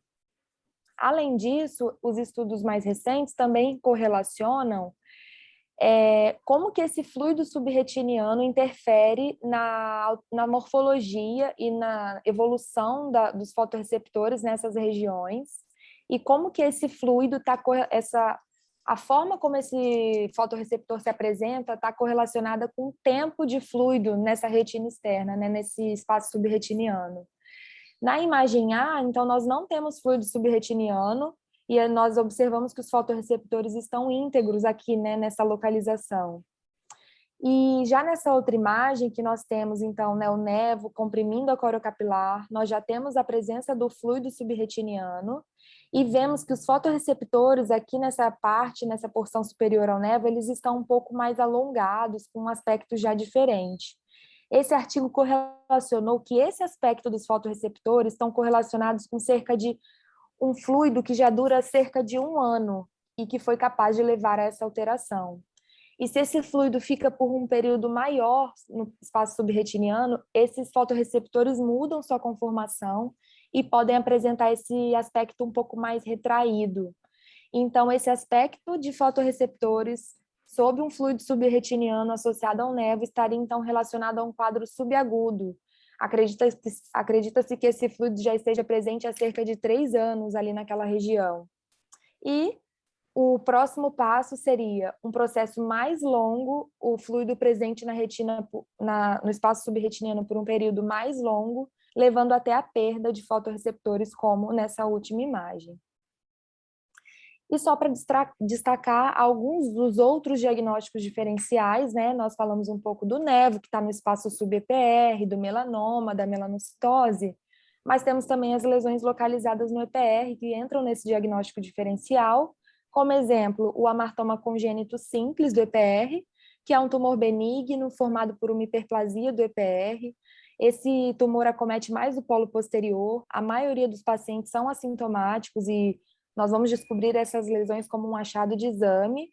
Essa imagem de retinografia mostra essa mesma lesão 10 anos antes e 10 anos depois, mostrando esse mesmo aspecto hiperpigmentado, com a borda bem definida, sem evolução e sem crescimento. Na autofluorescência, como foi destacado anteriormente, a lesão era no EPR e o aspecto era de uma hipoautofluorescência bem marcada. No infrared, essa lesão já tinha uma certa hiperrefletividade. Como essas lesões se apresentam na retina, né? São, então, lesões hiperrefletivas, que formam essa sombra posterior importante e ocupam toda a espessura da retina, em A e B, essa mesma lesão. E no ultrassom, essas lesões também são planas e hiperrefletivas, então entra também no diagnóstico diferencial. E um outro diagnóstico diferencial, ainda falando do EPR, seria a hipertrofia congênita solitária do EPR, que tem esse aspecto de uma lesão bem hiperpigmentada, plana, oval, essas bordas bem delimitadas, bem marcadas, que são formadas por uma hiperplasia e hipertrofia das células do EPR. Além disso, elas podem apresentar ou um halo de hiper ou hipopigmentado, ou esses espaços hipopigmentados que são chamados de lacunas. Acredita-se que a maioria das descrições dessas lesões são de lesões que são estáveis e que não costumam crescer, mas há relato também de outros casos com crescimento lento. Diferente da lesão anterior, essas estão na maioria das vezes na periferia e também os pacientes costumam ser assintomáticos e isso pode ser um achado de exame. E aqui embaixo a correspondência no OCT, que essas lesões cursam com essa área hiperrefletiva, né, aqui na topografia do EPR. A retina, acima dessa lesão, ela se encontra atrófica, com perda dos fotorreceptores. As áreas mais hiperpigmentadas têm essa sombra no OCT posterior, já aquelas áreas de lacunas aparecem com essas áreas de hipertransmissão na coroide. Então, era isso, foi um resumo breve de um achado novo e uma breve também revisão. Gostaria de agradecer pela atenção. Parabéns, Emanuele, ótimo, tá? Então, a gente acabou, né, com isso tendo uma revisão desses temas, dessas lesões, diferencial dessas lesões pigmentadas. E a gente pode ter melanocitose escleral anterior, né, que é o mais comum, né, a gente vê a esclera marcada na inserção dos vasos na esclera anterior, a gente vê em vários pacientes, mas essa descrição posterior que não havia antes. Ótimo, parabéns, Emanuele, excelente. Agora a gente continua com o artigo. Thaís, se você quiser compartilhar o artigo. O artigo ele é muito importante na residência, para ser lido por todos, porque o artigo faz uma revisão didática de todas as lesões observadas no OCT, todas, que estão relacionadas com degeneração macular relacionada à idade e com propensão para evolução para atrofia geográfica. Então, uma revisão extensa, todos os autores são autores excepcionais, tem as figuras complementares no suplemento do artigo, na Academia Americana. Então, é um artigo primoroso assim, para quem quer estudar com mais detalhes essas lesões, além das referências bibliográficas. Então, eu pedi para a Thaís fazer um resumo, né, Thaís, das lesões, das figuras que são apresentadas nesse trabalho, para a gente fazer uma revisão, né, bem sumarizada do conteúdo do artigo, mas depois eu acho que todos devem ler com atenção. Então, Thaís, a Thaís R1, Thaís, fica à vontade, então, para apresentar, tá? Boa noite a todos. Estão me ouvindo? Sim. Certo. Então, eu sou a Thaís, como o Dr. Sérgio já falou, residente do primeiro ano, e sou responsável por apresentar o artigo científico dessa semana. Eu gostaria de agradecer ao professor Sérgio Pimentel pela escolha do artigo e auxílio nas dúvidas. O slide passou? O slide ainda não... Agora sim. Bom, então o artigo de hoje é referente às características das imagens associadas à progressão para atrofia geográfica em pacientes com DMRI. Entre os objetivos do artigo, nós temos o aprofundamento da compreensão da patogênese da doença, a identificação de fatores de risco para progressão para atrofia macular e o fornecimento de definições em um documento único para que os médicos e pesquisadores possam falar uma linguagem comum. Para isso, o grupo CAN, de classificação das atrofias, reúne indivíduos com uma ampla experiência em DMRI, se comprometeu a avaliar os exames de OCT e outros exames também com achados de atrofia geográfica para classificar esses achados. E quando disponível, também era feita a relação da imagem com a histologia. Bom, então agora vamos começar a mostrar as características das alterações retinianas mostradas pelo artigo. Entre elas, nós temos as anormalidades da camada interna e externa da retina e as anormalidades do tecido retiniano que precedem ou são vistos simultaneamente com a atrofia geográfica. Então, nós temos aqui alguns exames de imagem junto ao OCT correspondente. No OCT, nós temos uma área de perda de retina externa, sendo que a camada nuclear interna e a camada plexiforme externa parecem se afilar bem aqui em direção ao EPR nessa região. E essa área de atrofia dá origem ao sinal que a gente chama de asa de gaivota, que está aqui apontado pelas setas. A gente também consegue ver alguns depósitos drusenoides subretinianos, mais nasais e temporais também na área de afilamento. A gente vai falar um pouco sobre eles ao decorrer do artigo. Eles também são vistos como manchas hipoautofluorescentes, aqui na imagem B, né, na autofluorescência, e manchas hiporrefletivas no infrared, aqui na imagem C. Os focos intrarretinianos hiperrefletivos são lesões associadas a um risco aumentado de progressão da DMRI, da fase precoce para mais avançada, sendo que quanto maior o número desses focos hiperrefletivos e maior a distribuição axial ao longo da retina neurosensorial, maior será o risco da progressão para atrofia geográfica. Nessa imagem aqui, nós temos o OCT mostrando esses focos hiperrefletivos intrarretinianos em vários níveis, né, da retina. Em A, o foco está imediatamente acima do EPR e vai até a zona elipsoide. Em B, está ao nível da membrana limitante externa. Em C, da camada nuclear externa. Em D, da camada de fibras de Henle. E em E, da nuclear interna. Aqui em F, a gente tem a lesão ao nível da camada plexiforme externa, que geralmente é o ponto mais interno de migração desses focos hiperrefletivos. Essas lesões, elas migram para essas camadas mais internas e se aproximam de áreas mais oxigenadas da retina, perto dos plexos superficiais. Falando um pouco agora das drusas e dos descolamentos do epitélio pigmentado drusenoide. As drusas são lesões marcantes da DMRI, sendo que são acúmulos de material localizado entre o EPR e a camada colágena interna da membrana de Bruch. O descolamento de epitélio pigmentado drusenoide, os DEPs, também tem essa mesma topografia das drusas e é representado pela confluência de drusas intermediárias e grandes. Histologicamente, um DEP drusenoide é maior do que uma drusa típica em 350 ou mais no diâmetro mais estreito.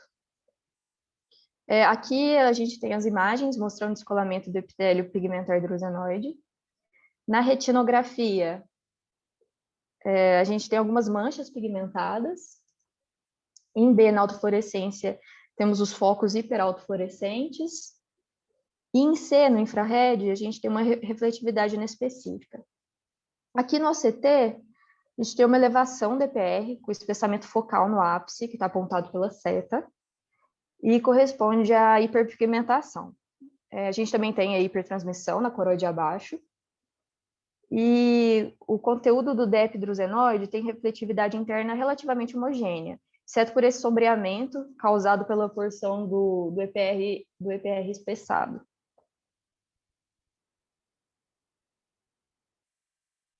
Agora vamos falar um pouco das drusas cuticulares, que são mais comuns em pacientes com faixa etária menor e têm essa característica de serem bilaterais. Elas também podem ser encontradas com drusas moles, sendo que na retinografia, aqui na imagem A, a gente pode ver várias drusas pequenas, espalhadas e concentradas principalmente na mácula superior. E na autofluorescência, elas são hipoautofluorescentes. E na angiofluoresceína, a gente vê o padrão de céu estrelado, aqui na imagem C, com esses pontos hiperfluorescentes. Bom, aqui nós temos...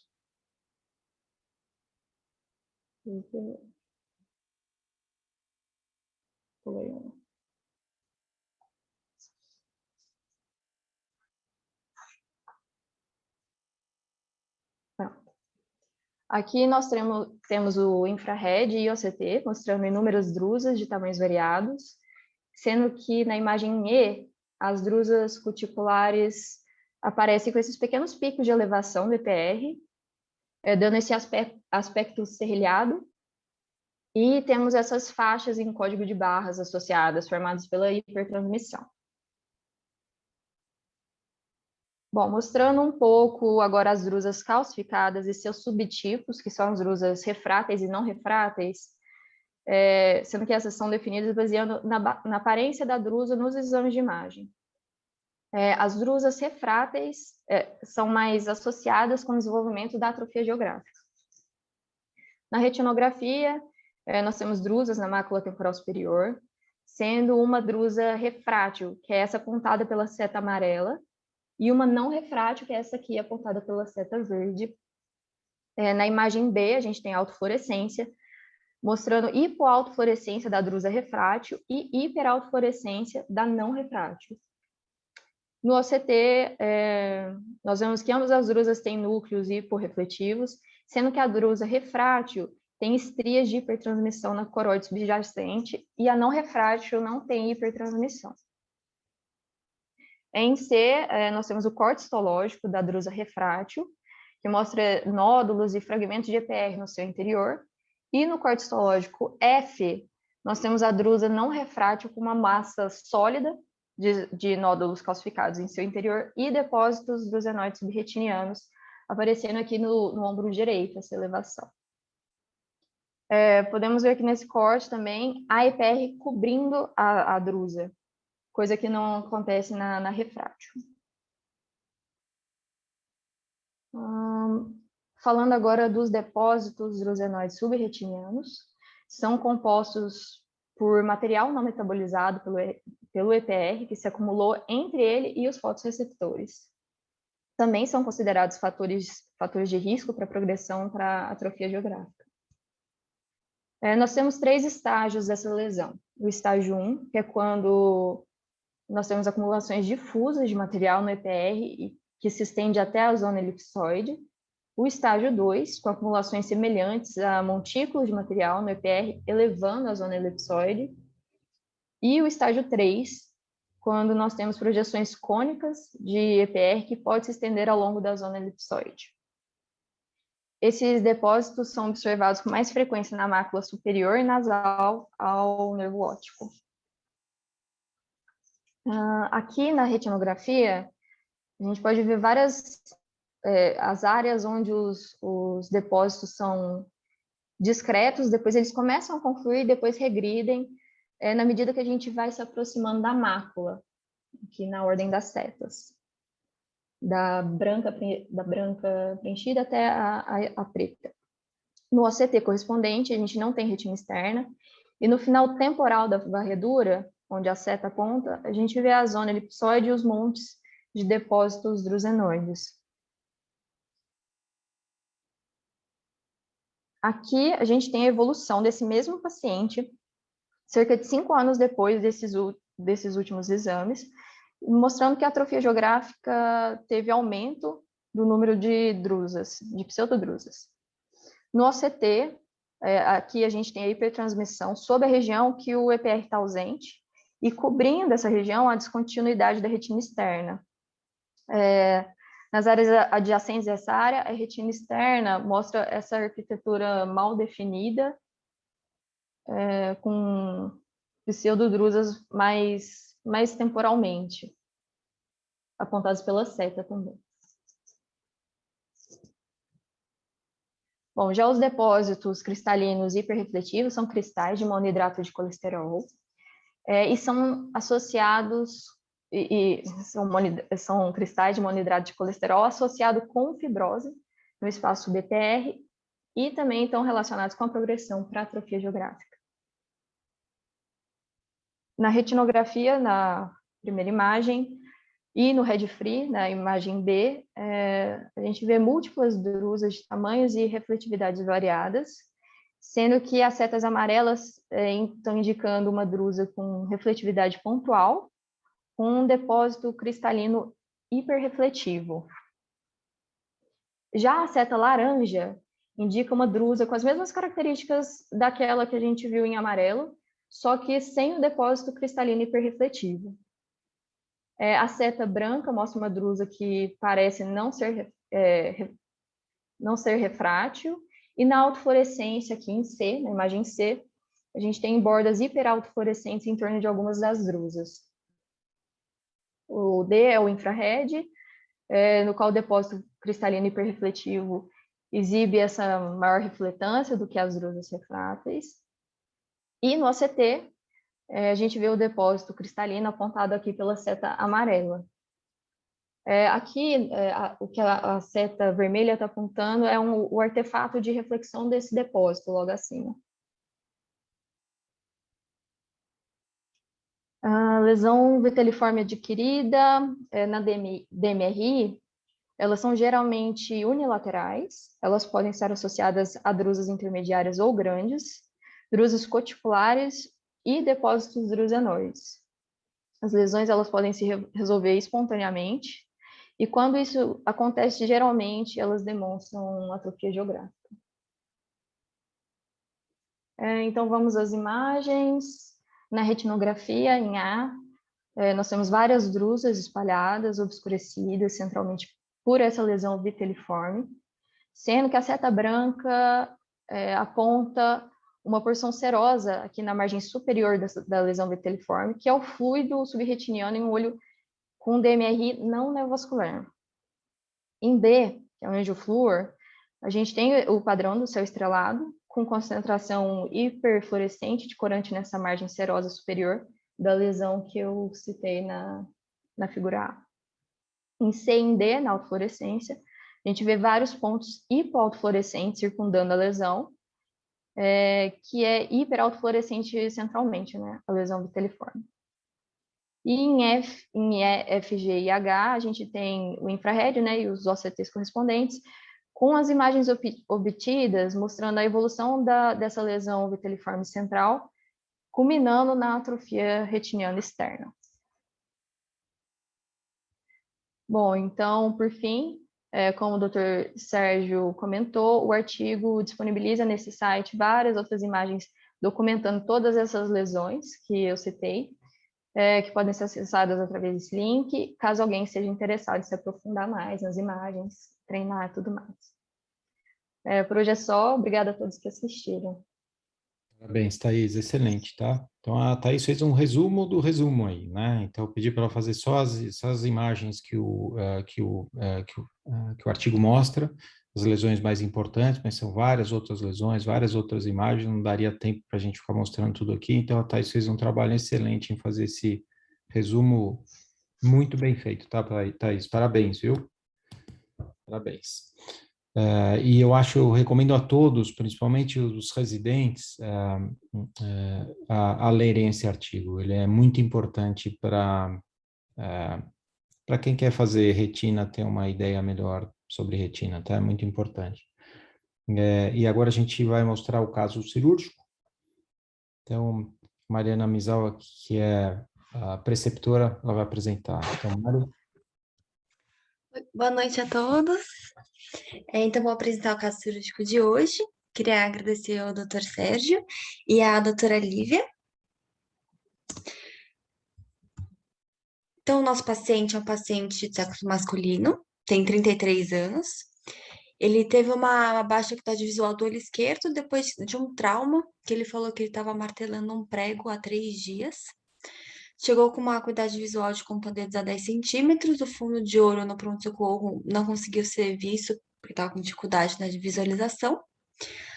Na biomicroscopia, a gente conseguia ver uma laceração corneana aqui nessa região, uma corectopia, com a câmera bem formada, essa laceração estava autocelante, sem Seidel, e na tomografia, aqui no corte coronal,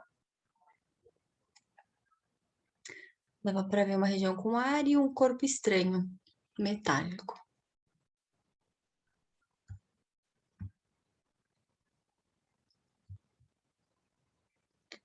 No corte sagital também dá para ver esse corpo estranho que estava aqui na região intraocular inferior.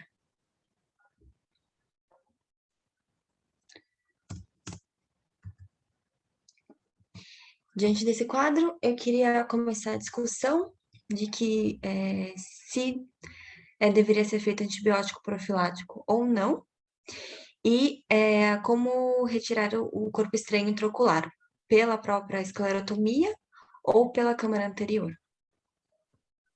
Ótimo, Mari. Então, Hélio e Jorge. Ele não tem sinal de endoftalmite, tá? Então, mesmo sem sinal de endoftalmite, pelo risco de endof, vocês usariam antibiótico profilático? Não é usual, mas queria ouvir a opinião de vocês. E depois, para retirar o corpo estranho, ou por esclerotomia, você abre mais, com ímã ou não, ou com pinça apropriada, ou fazendo uma faco e liberando espaço para fazer pela câmara anterior. Jorge, faça as honras aí. Tá bom. Quer comentar? Então, profilaxia com antibiótico, acho que corpos metálicos a gente não precisa se preocupar tanto, principalmente se não tiver uma reação tipo inflamatória infecciosa, mas corpos orgânicos eu faço de rotina. Qualquer coisa orgânica que madeira, qualquer outra coisa que a gente encontra, eu faço a profilaxia, a profilaxia seria a injeção básica que a gente faz para qualquer endoftalmite, que é usar vancomicina e cefatazidim. E ali parece, certo, que daria para a gente fazer uma esclerotomia e usar um magnético para puxar. Mas isso nem sempre a impressão desse exame de imagem é o real que a gente encontra na hora de operar. Mas eu tentaria o mais simples possível para depois ir para uma coisa mais complexa, certo? Seria talvez fazer a fasectomia e tirar pela câmara anterior. Mas tentaria inicialmente fazer a esclerotomia e com o magnético tirar. Basicamente isso. Hélio? A conduta minha também seria mais ou menos a mesma. Se pudesse não ser invasivo, um olho inflamado, com turbação vítrea, dilata pouco, né? Se a gente puder fazer uma abordagem externa, é melhor. E o ímã, ele também vai facilitar a abordagem, né? Às vezes você explorando, se você achar, tem até uma bolinha de ar ali, né? E com 3 dias, tem ultrassom, Mari, mostrando se não tem descolamento de retina associado. Eu exploraria por fora, com 3 dias, para ver se eu conseguia fazer sem precisar da intervenção vítrea, né? Uhum. A exploração externa seria vocês irem diretamente em cima dele, lá embaixo, na retina inferior, na esclera inferior, e fazer uma incisão, imaginando que ele tenha transfixado a retina e esteja na esclera mesmo, fazer a remoção com eletroímã, é isso? Isso, minha impressão aí, Sérgio, talvez ele esteja no espaço supracoroideu, certo? Ali junto da esclera. Minha impressão, mas pode ser que não, né? Mas tentaria fazer uma esclerotomia, tipo a gente faz quando se for fazer uma drenagem de descolamento de retina, e tentaria ver se achar. Mas se não achar, passaria para ser um pouquinho mais agressivo. Tá certo. Então, eu acho que ele não está tão posterior, Sérgio, por isso que eu faria. Eu acho que ele está inferior e acho que tem abordagem. Parece que está mais ou menos equatorial ali. Também não entendi que estaria tão posterior assim. Isso. Mas, como eu digo, as imagens podem confundir a gente no intraoperatório de achar outra coisa, mas... Tá, não, perfeito, ótimo. Porque a gente tem 3 tipos de abordagem. Uma é direta, né, e é difícil tirar com pinça, tirar com ímã. A segunda, fazer uma, né? Pinça, esse negócio escorrega, isso aí é difícil de pegar, certo? É terrível. Agora, o ímã funciona super bem, um ímã bom, quando está numa situação bem ali superficial na esclera, ele pega bem. E Mari, você conseguia ver, com a dilatação da pupila, você conseguia ver essa lesão? O corpo estranho? Não, não conseguia ver. Tá. Então, a outra opção seria fazer a vitrectomia e ampliar a esclerotomia e tirar pela esclerotomia. E a terceira, se você não quisesse abrir a esclera, fazer a faco e tirar a câmara anterior, que eu acho que é a mais, que dá mais dificuldade, mas foi o que vocês escolheram, né, Mari? Então, mostra o que vocês fizeram. Então, primeiro a gente fez a sutura da córnea. Para um pouquinho só na sutura da córnea. Eu acho aqui muito importante, porque sem você suturar a córnea, você não consegue manipular muito o olho, certo? Você estaria mexendo lá embaixo, ou se você fizesse a abordagem direta que o Jorge e o Hélio sugeriram, você acaba tendo sidewall em cima, né? Acaba perdendo a câmara anterior, fica muito difícil. Então, acho que o primeiro ponto é mesmo dar o ponto certo. Vocês concordam, Hélio e Jorge? Não, né? Da sutura aí. Isso. Então, manter a câmera, né? Manter o olho tônico. Então... e às vezes a gente se concentra só no corpo estranho e fica tendo sidle lá e você, né? Não dá. Então, isso aí. Pode continuar. Então, a sutura, depois ele acabou ficando com uma catarata por causa do trauma, então a gente fez a faco por causa disso. Aí a vitrectomia, colocamos um pouco de perfluor para proteger a mácula.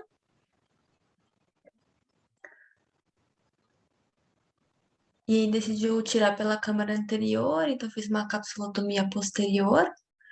Pegou o corpo estranho aqui. Apoiou aqui em cima da íris, na câmara anterior. E tirou pela principal. Ampliou um pouquinho a principal e tirou pela principal. E aí colocou ali no sulco e fez uma sutura da córnea. E aí tinha uma rotura inferior, onde o corpo estranho bateu, bem inferior, mas não estava descolado, foi bloqueado com laser, e aí tá o corpo estranho. Ele tinha 3,5 milímetros por 2,5. Ótimo. A vantagem de fazer a vitrectomia e não tirar externamente é que você aí conseguiria ver, e talvez a catarata impedisse também, né? Essa opacidade do cristalino junto. Estava atrapalhando. Impedisse de ver, por isso que talvez a abordagem pela vitrectomia seja mais fácil você tratar as complicações, né? A ruptura e tirar o corpo estranho sob visualização direta. Mas existem essas formas diversas que o Jorge e o Hélio comentaram. Jorge e Hélio, vocês querem comentar essa técnica aqui que foi usada? Eu acho que foi muito bem conduzida. Eu acho que eu não descarto que durante o procedimento eu talvez tivesse que fazer esse tipo de abordagem, né? Mesmo a gente explorando, poderia ter um insucesso nessa exploração. O corpo estranho parece que está na cavidade vítrea, né? Eu achei que aquela bolinha de ar talvez sugerisse ele tá num espaço coroideu, né? Não está tão profundo, mas eu acho que pela imagem aí da cirurgia, eu acho que não descarto não que talvez tivesse que tirar ele, e pelo desenho dele aí, ele tem um contorno meio... ele não é linear, né? Parece que ele é todo bocelado. Estou vendo pela pinça aí, tentando pegar. Eu achei que foi super bem. A preocupação, na verdade, quando põe na câmara anterior aí, se tivesse, depois que você tem o perflu, eu tenho a conduta de já fazer o laser logo que você vê o corpo estranho, para não ter que voltar. Às vezes você faz a manobra de colocar o corpo estranho na câmara anterior, você poderia fechar a pupila e já tirar e talvez finalizar a cirurgia, né? Se você tivesse feito o laser logo no comecinho e ter certeza que não tinha nada. O duro que você fecha a pupila e cai de novo, ia ser mais uma briga para abrir de novo a pupila. Eu achei que foi super bem. A conduta foi...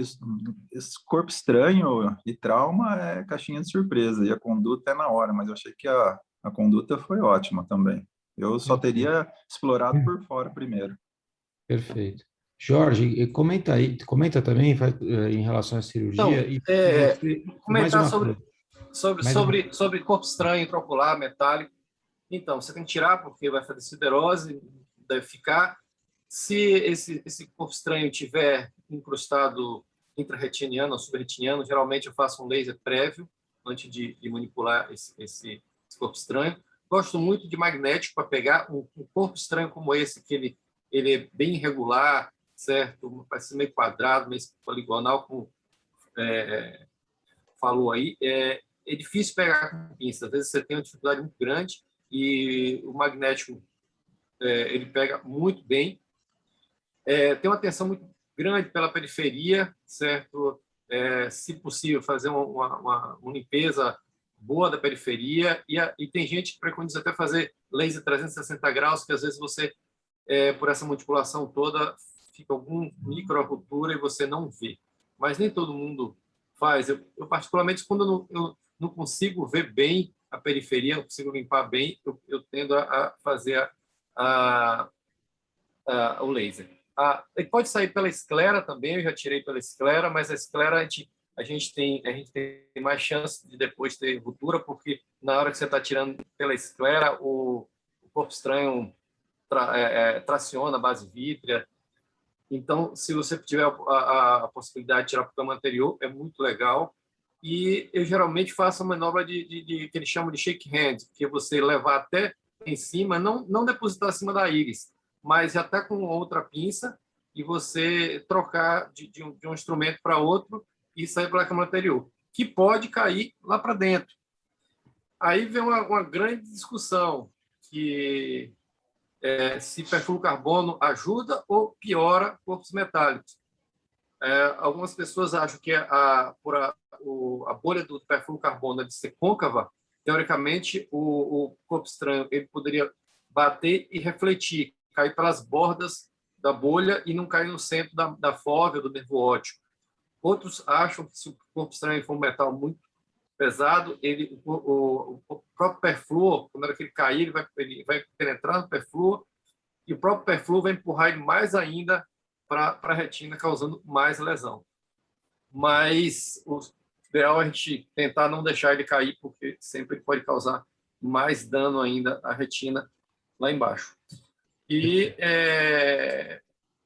na hora que tirar esse corpo estranho, a gente acompanha esse paciente, porque sempre tem o risco de ter alguma lesão e descolar a retina nos primeiros 30 dias. Ô, Jorge, praticamente isso. Perfeito. Isso justifica o risco de descolamento eventual por outras culturas, pela tração da base, você usar óleo de silicone no final da cirurgia? Eu não gosto, certo?